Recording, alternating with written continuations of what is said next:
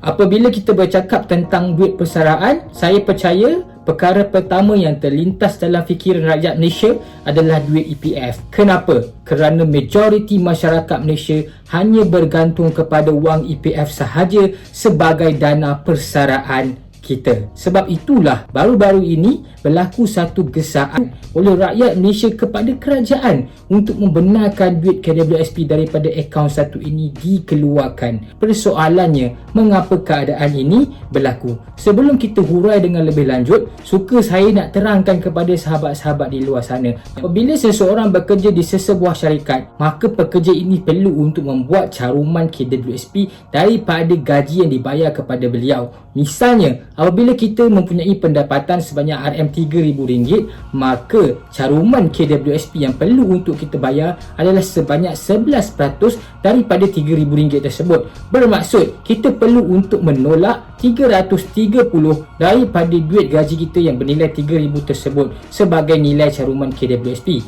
Manakala di pihak majikan pula, majikan perlu untuk mengeluarkan dan membuat caruman sebanyak 12% daripada nilai gaji yang dibayar kepada pekerja. Maka penambahan 11% dan juga 12% tadi keseluruhannya akan dibahagikan kepada akaun 1 dan juga akaun 2. 70% daripada keseluruhan simpanan caruman ini tadi akan masuk kepada akaun 1, manakala bakinya pula sebanyak 30% akan masuk kepada akaun 2. Maksudnya di sini, the biggest portion goes to akaun 1. Di sinilah terletaknya keperluan masyarakat pada hari ini, kenapa masyarakat menuntut kerajaan untuk membenarkan dikeluarkan duit daripada akaun 1 tersebut. Maka persoalan terbesar di sini, boleh atau tidak rakyat Malaysia mengeluarkan duit KWSP? Ada beberapa sebab yang membenarkan masyarakat Malaysia untuk mengeluarkan duit daripada akaun 2 KWSP. Saya ceritakan sikit. Sebab pertama, apabila seseorang itu memerlukan duit pendahuluan untuk membeli rumah pertama. Kedua, kalau seseorang tersebut ingin melansaikan hutang rumah, maka beliau juga boleh untuk mengeluarkan duit daripada akaun 2 KWSP. Sebab ketiga, apabila seseorang ingin menanggung perbelanjaan pendidikannya, misal kata hari ini kita nak sambung belajar, kita boleh untuk keluarkan sedikit duit daripada akaun 2 KWSP.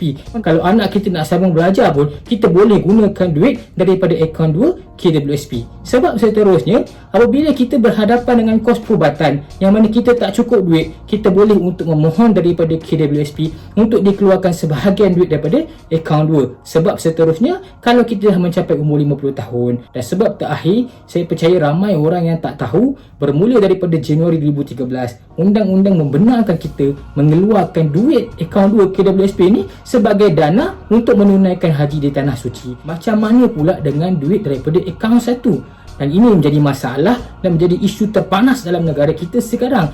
Untuk pengetahuan rakyat Malaysia sekalian, undang-undang tidak membenarkan kita mengeluarkan duit daripada akaun 1 KWSP sehinggalah seseorang itu mencapai umur 55 tahun. Mengapa hal ini wujud desakan kepada kerajaan untuk membenarkan duit daripada akaun 1 pula dikeluarkan? Jawapannya, sebab majoriti masyarakat telah pun menggunakan ruang dan peluang yang ada di dalam 6 sebab yang saya nyatakan tadi untuk menggunakan duit dalam akaun 2. So akhirnya, majoritinya sudah tidak ada duit yang mencukupi dalam akaun 2. Apa alternatif terakhir? Alternatif terakhir adalah dengan menuntut kerajaan membenarkan duit akaun 1 pula dikeluarkan. So inilah antara masalah yang berlaku sekarang apabila kerajaan terikat dengan undang-undang yang tidak membenarkan duit tersebut dikeluarkan hanya sehingga umur 55 tahun.